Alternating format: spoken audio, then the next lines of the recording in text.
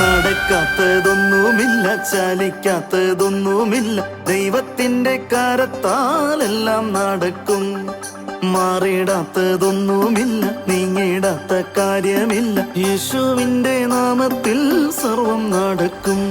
ഉറപ്പോടെ ബലത്തോടെ കൃപയിൽ മുന്നേറി പോകാം. ശത്രുവിൻ തന്ത്രത്തെ ശക്തിയാൽ ജയിക്കാം. ഉറപ്പോടെ ബലത്തോടെ കൃപയിൽ മുന്നേറി പോകാം. ശത്രുവിൻ തന്ത്രത്തെ ശക്തിയാൽ ജയിക്കാം. നിന്നാൽ ഞാൻ പടക്കൂട്ടത്തിൻ നേരെ പാഞ്ഞു ചെല്ലും. ദൈവത്താലേതു മതിലും ചാടിക്കടക്കും. നിന്നാൽ ഞാൻ പടക്കൂട്ടത്തിൻ നേരെ പാഞ്ഞു ചെല്ലും.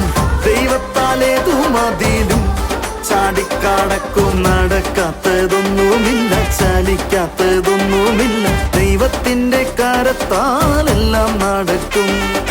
മാറിടാത്തതൊന്നുമില്ല, നീങ്ങിടാത്ത കാര്യമില്ല. യേശുവിന്റെ നാമത്തിൽ സർവം നടക്കും.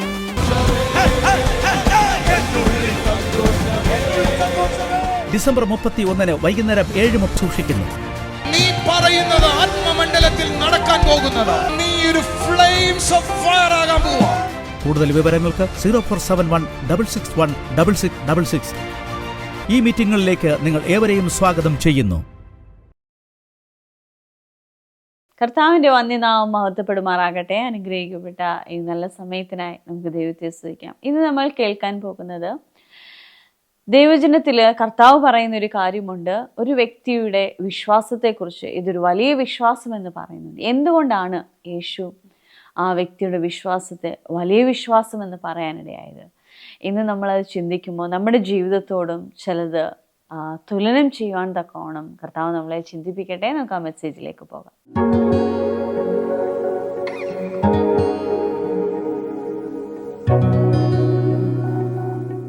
ദൈവിക വിസിറ്റേഷൻ വളരെ വലിയ കാര്യമാണ്.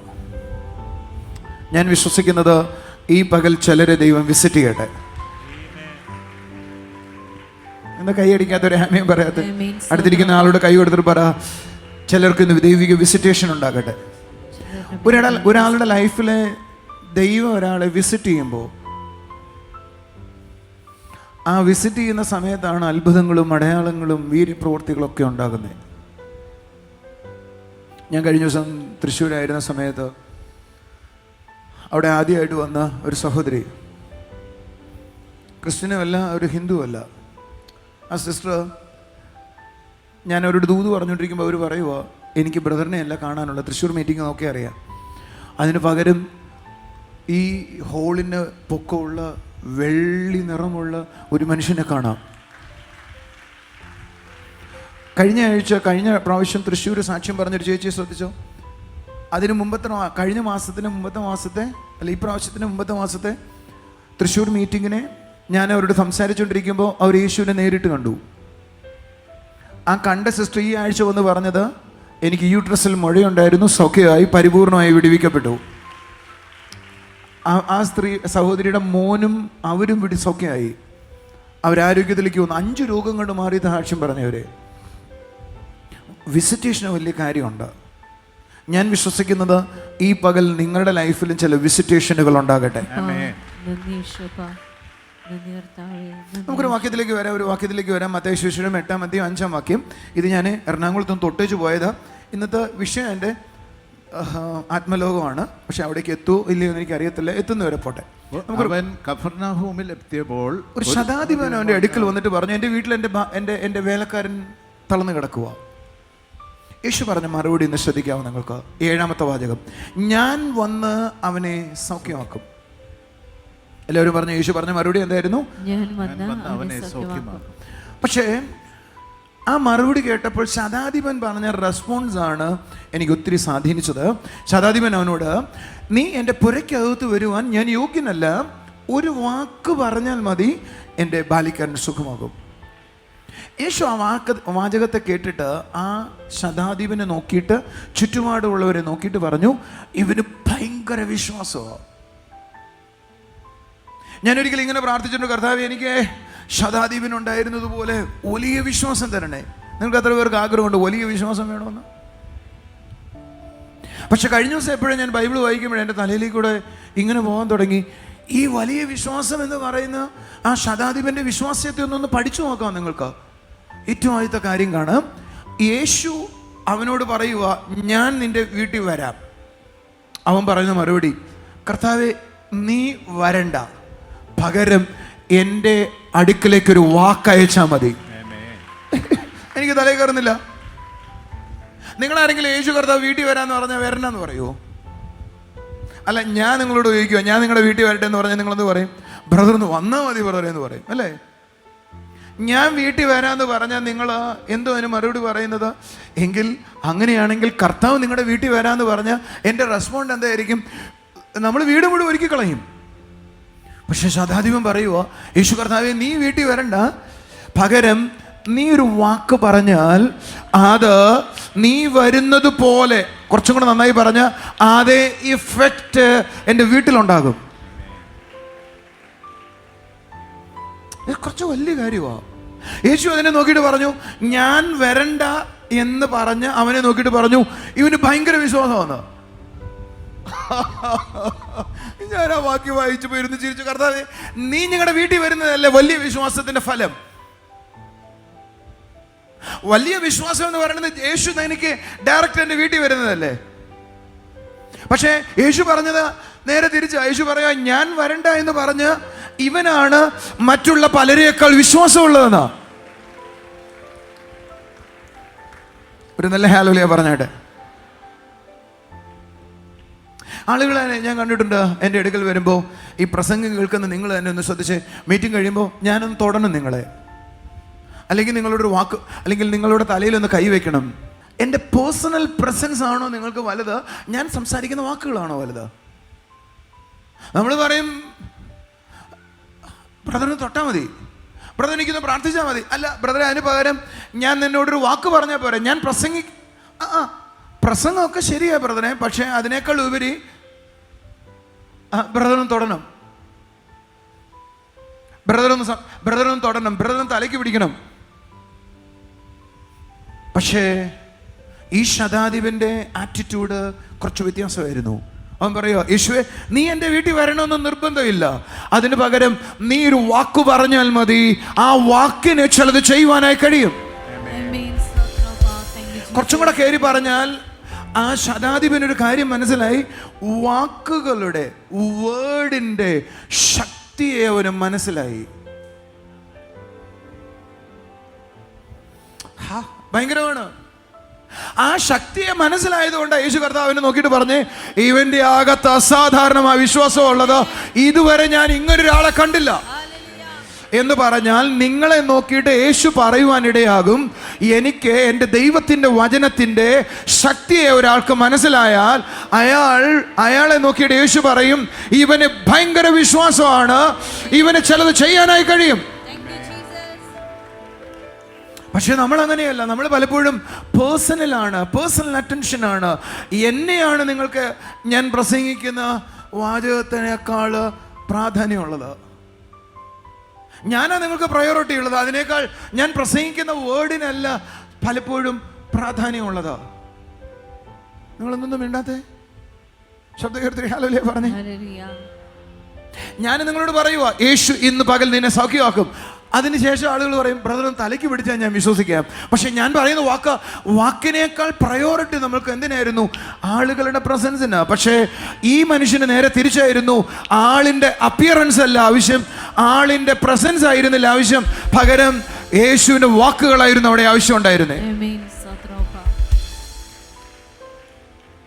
യേശുവിനെ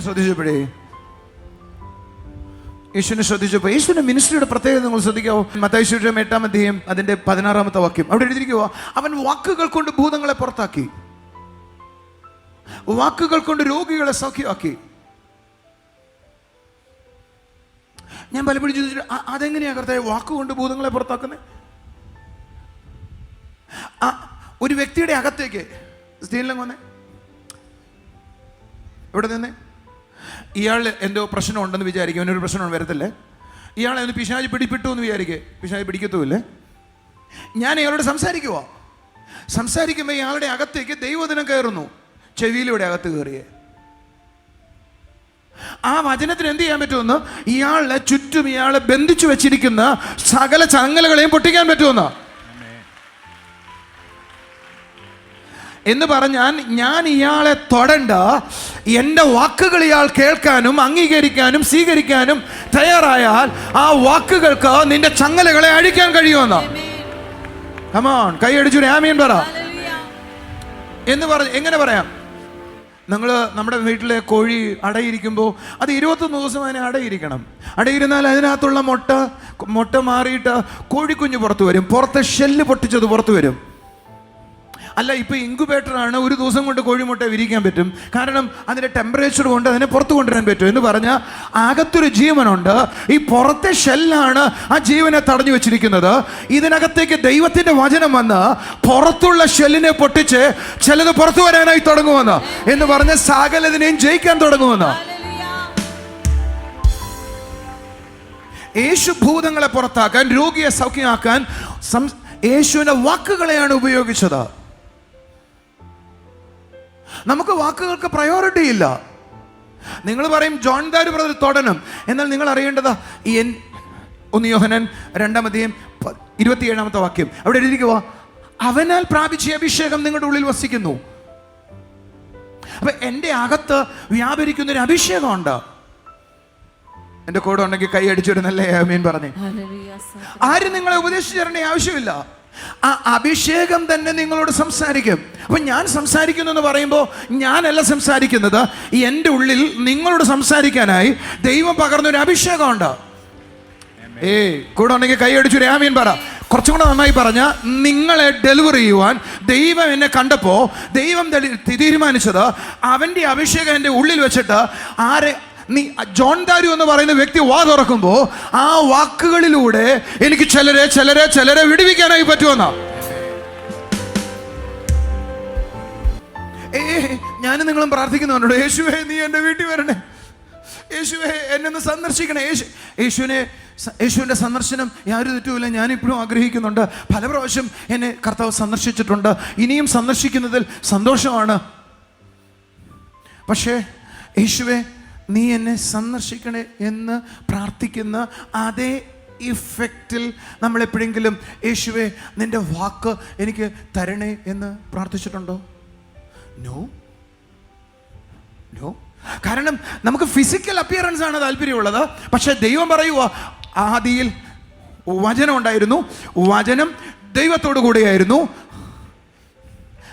പറ അവൻ ദൈവമായിരുന്നു എന്ന് പറഞ്ഞാൽ ഈ വാക്കുകൾ ദൈവമാണെന്നും ആ വാക്കുകൾ എൻ്റെ അകത്ത് മനസ്സിലായാൽ, അല്ലെങ്കിൽ എനിക്കത് ഗ്രഹിക്കാൻ കഴിഞ്ഞാൽ ദൈവത്തെയാണ് ഞാൻ ഗ്രഹിക്കുന്നതെന്നും, അല്ല ഞാൻ ആ വാക്കിനെ സ്വീകരിച്ചാൽ ദൈവത്തെയാണ് സ്വീകരിച്ചതെന്നും, ആ വാക്കെൻ്റെ അകത്ത് വന്നാൽ അത് എന്താണോ പറയുന്നത് അത് റിസൾട്ട് ഉണ്ടാക്കുമെന്നും ഞാൻ വിശ്വസിക്കാമെങ്കിൽ അത് നിങ്ങളുടെ അകത്ത് ഫലിക്കാനായി തുടങ്ങും.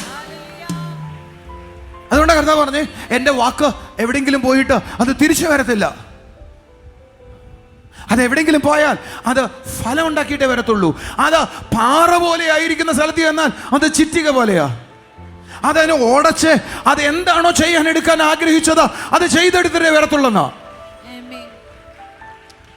ഫിസിക്കൽ അപ്പിയറൻസിനേക്കാൾ വലുത് നിനക്ക് വേണ്ടത് വേർഡാണ്. ഒരു നല്ല ഹല്ലേലൂയ പറ.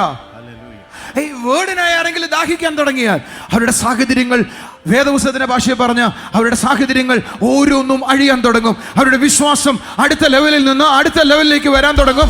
അവരെ തടയാൻ ഒരു ശക്തിക്കും കഴിയത്തില്ല.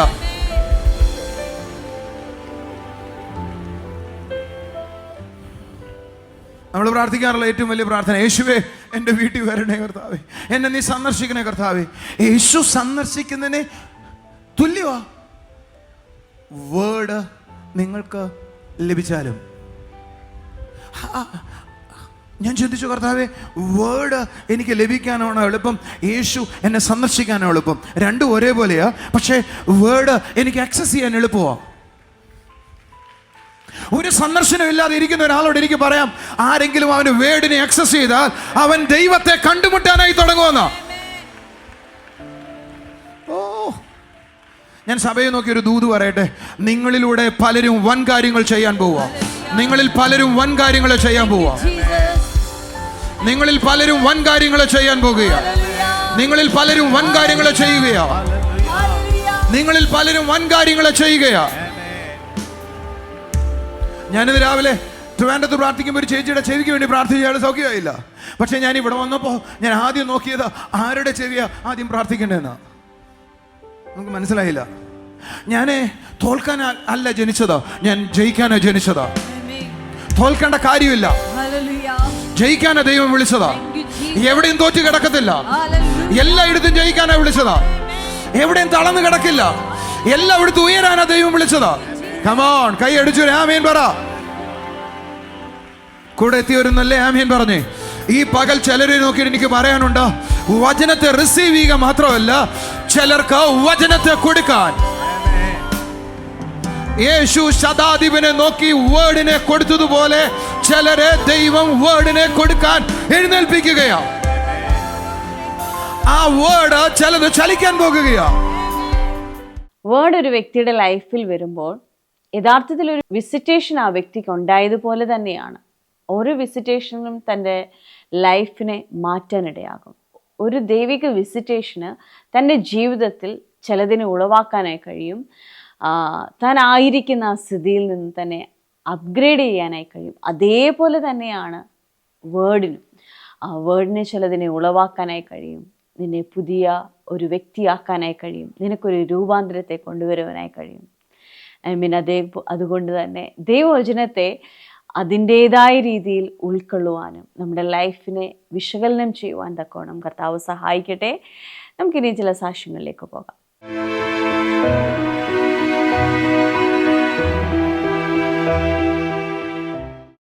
ഈ സിസ്റ്ററുടെ പേര് അനീഷ. മണ്ണാർക്കാട് നിന്ന സ്ഥലത്തു നിന്നാണ് വരുന്നത്. ഈ സിസ്റ്റർക്ക് പറയാനുള്ള ഒരു അത്ഭുത സാക്ഷ്യം. ഈ സിസ്റ്റർ ഓഗസ്റ്റ് മാസം 13 പാലക്കാട് പബ്ലിക് മീറ്റിങ്ങിൽ പങ്കെടുത്തുകൊണ്ടിരിക്കുമ്പോൾ നമ്മുടെ ജോൺ ബ്രദർ ഈ സിസ്റ്ററോട് അങ്ങോട്ട് ദൂത് പറഞ്ഞു, നിങ്ങളുടെ 2 ഓവറിയിലും സിസ്റ്റം ഉണ്ട്, അത് ഇന്ന് തന്നെ കർത്താവ് പൂർണ്ണ സൗഖ്യമാക്കുകയാണെന്ന് പറഞ്ഞു. അത് മാത്രമല്ല സിസ്റ്ററോട് പറഞ്ഞു, നിങ്ങൾ അടുത്ത് തന്നെ അത് സ്കാനിങ് ചെയ്ത് റിപ്പോർട്ടായിട്ട് വരണമെന്ന് പറഞ്ഞു. സിസ്റ്റർ വിശ്വാസത്തോടെ സ്കാനിങ് ചെയ്തു. ആ 2 ഓവറിയിലുള്ള സിസ്റ്റം പൂർണ്ണമായി മാറിപ്പോയി. കർത്താവ് പൂർണ്ണ സൗഖ്യം കൊടുത്തു എന്നാണ് സാക്ഷ്യപ്പെടുത്തുന്നത്. സിസ്റ്റർ റിസൾട്ടുമായിട്ടാണ് നമ്മുടെ മുമ്പിലായിരിക്കുന്നത്. സിസ്റ്റർ റിസൾട്ടുമായിട്ടാണ് നമ്മുടെ മുൻപിലായിരിക്കുന്നത്. മാറിയ റിസൾട്ടാണ്. ഇതിൽ പ്രശ്നമൊന്നും ഇല്ലെന്നുള്ള റിസൾട്ടാണ്. ഡോക്ടർ പറഞ്ഞു പ്രശ്നമല്ല പറഞ്ഞു. PCOD ഇല്ല പറഞ്ഞു. എത്ര നാൾ മുമ്പാ PCOD ഉണ്ടെന്ന് ടെസ്റ്റ് ചെയ്തത്? അതിന് മുന്നൊക്കെ അങ്ങനെ തന്നെ പറഞ്ഞ PCOD ഉണ്ട്. അതിനു മുമ്പ് എപ്പോൾ കാണിച്ചപ്പോഴെല്ലാം PCOD ഉണ്ടെന്നാണ് പറഞ്ഞത്. കഴിഞ്ഞ ഓഗസ്റ്റ് മാസം വന്ന് പ്രാർത്ഥിച്ചതിന് ശേഷം PCOD ഇല്ല. ഹല്ലേലൂയ. ഇന്ന് ഈ കുടുംബത്തെയാണ് കർത്താവ് ആദ്യം തൊടുവാനിടയായത്. ഇവർ വിശ്വാസത്തോടെ തൻ്റെ ഹസ്ബൻഡിനെ വിളിച്ചുകൊണ്ട് വന്നു. അദ്ദേഹത്തെ കർത്താവ് തൊടുവാനിടയായി. വിശ്വാസം അത്ഭുതത്തെ ചെയ്യുന്നു. മാറിയെന്ന റിസൾട്ടുമായിട്ടാണ് ഈ കുടുംബം ഇപ്പോൾ നമ്മുടെ മുൻപിലായിരിക്കുന്നത്. ഇവിടെ ആയിരിക്കുന്നവര് കരങ്ങളെ അടിച്ചെന്ന് ദൈവത്തെ സ്തുതിച്ചാട്ടെ. കർത്താവ് ചെയ്ത അത്ഭുതത്തിനായി സ്തോത്രം.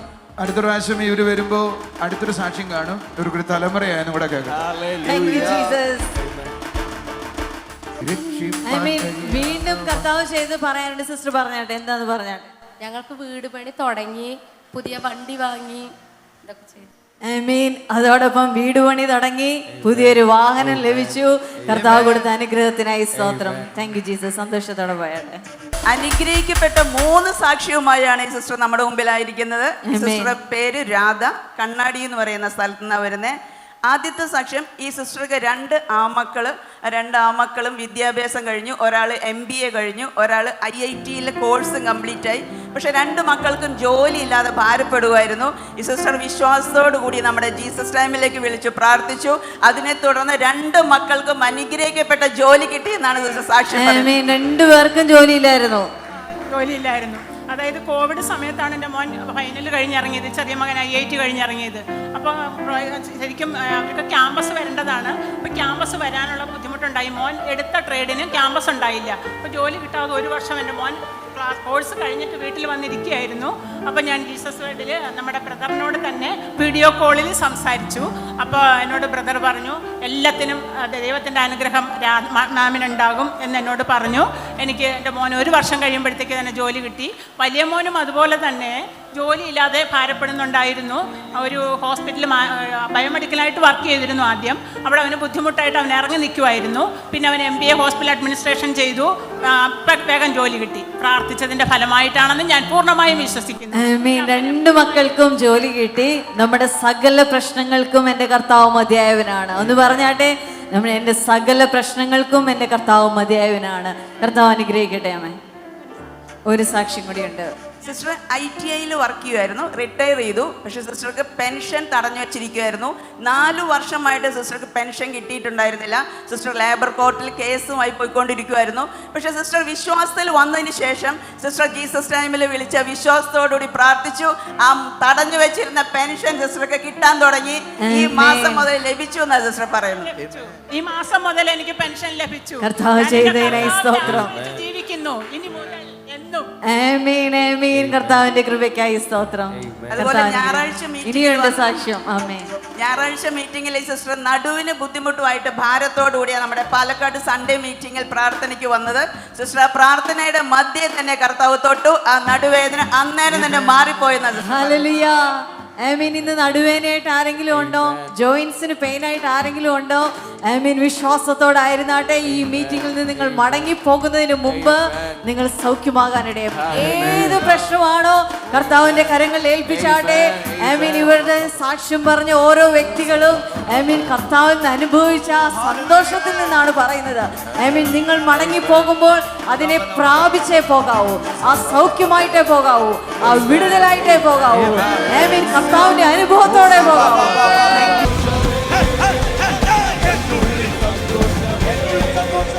ഡിസംബർ 31 വൈകുന്നേരം 7:30 മുതൽ. സ്ഥലം Travancore International Convention Centre, Greenfield Stadium, Kariavattom, Thiruvananthapuram.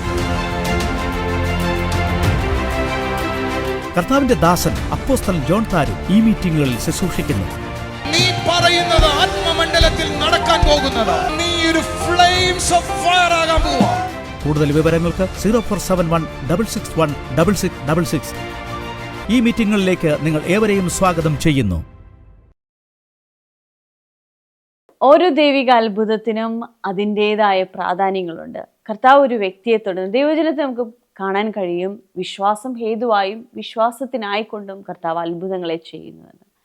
നമ്മുടെ ജീവിതത്തോട് ദൈവം ഇടപെടുമ്പോൾ അത് ഒരുപക്ഷെ നമ്മുടെ അടുത്ത നിലവാരത്തിലേക്ക് അല്ലെങ്കിൽ ആത്മീയ അനുഭവത്തിലേക്ക് നമ്മളെ ഉയർത്തുന്നതാണ്. നിങ്ങളുടെ ജീവിതത്തിലുണ്ടാകുന്ന ഓരോ അനുഭവങ്ങൾക്കും കർത്താവിന് നിങ്ങളോട് എന്തെങ്കിലും പറയുവാനുണ്ട്. അതിനെ ശ്രദ്ധയോടെ കേട്ടാട്ടെ. ഒരു നിമിഷം കണ്ണുകളെ അടയ്ക്കാം, പ്രാർത്ഥിക്കാം. കർത്താവിനോടൊപ്പം ആയിരിക്കുന്ന ഓരോ കുടുംബങ്ങളെയും അവിടുത്തെ കരങ്ങളിൽ ഏൽപ്പിക്കുന്നപ്പാ. ദൈവത്തിൻ്റെ സ്പർശനത്തിന്, കർത്താവിൻ്റെ വചനത്തിന്, ഓരോ സൗഖ്യത്തിന്, ഓരോ അത്ഭുതത്തിനും അതിൻ്റേതായ പ്രാധാന്യമുണ്ടല്ലോ അപ്പാ. നിങ്ങളോട് ഇടപെടുന്ന അവിടുത്തെ കൃപയ്ക്കായി നന്ദി പറയുന്നു. എന്നോടൊപ്പം ആയിരിക്കുന്ന ഓരോ കുടുംബങ്ങളോടും അവിടുന്ന് ഇടപെടുന്ന ഓർത്ത് നന്ദി പറയുന്നു കർത്താവേ. യേശുവേ, ഞങ്ങൾ ഓരോ ചുവടുകൾ മുൻപോട്ട് വെക്കുവാൻ ഞങ്ങളെ സഹായിക്കുന്ന പരിശുദ്ധാത്മാവിൻ്റെ കൃപയ്ക്കായി നന്ദി പറയുന്നു. പരിശുദ്ധാത്മാവിൻ്റെ പ്രവൃത്തിക്കായി നന്ദി പറയുന്നു അപ്പാ. അവിടുത്തെ അത്ഭുതങ്ങൾക്കായി നന്ദി പറയുന്നു കർത്താവേ. Thank you Jesus. Thank you Jesus. എന്നെ കാണുന്ന കുടുംബങ്ങളിൽ ദൈവിക സൗഖ്യം ചലിക്കട്ടെ അപ്പാ. അവിടുത്തെ അത്ഭുതം ചലിക്കട്ടെ അപ്പാ. കർത്താവേ, ഇവർ ഭാരത്തോടിരിക്കുന്ന അവരുടെ ജീവിത അനുഭവങ്ങളിൽ നിന്നും കർത്താവെ പൂർണ്ണമായി വിടുവിക്കണമേ അപ്പാ. ജയിക്കുവാൻ കഴിയുന്നില്ല, സ്ട്രഗിൾ ചെയ്യുന്നു എന്ന് പറയുന്ന മേഖലയിൽ ദൈവത്തിൻ്റെ വിടുതലുണ്ടാക്കട്ടെ അപ്പാ. യേശുവിൻ്റെ നാമത്തിൽ പ്രാർത്ഥിക്കുന്നു കർത്താവെ. നിൻ്റെ കൃപയ്ക്കായി നന്ദി പറയുന്നു. അവിടുത്തെ സ്നേഹത്തിനായി നന്ദി പറയുന്നു കർത്താവെ. ഹല്ലേലൂയ.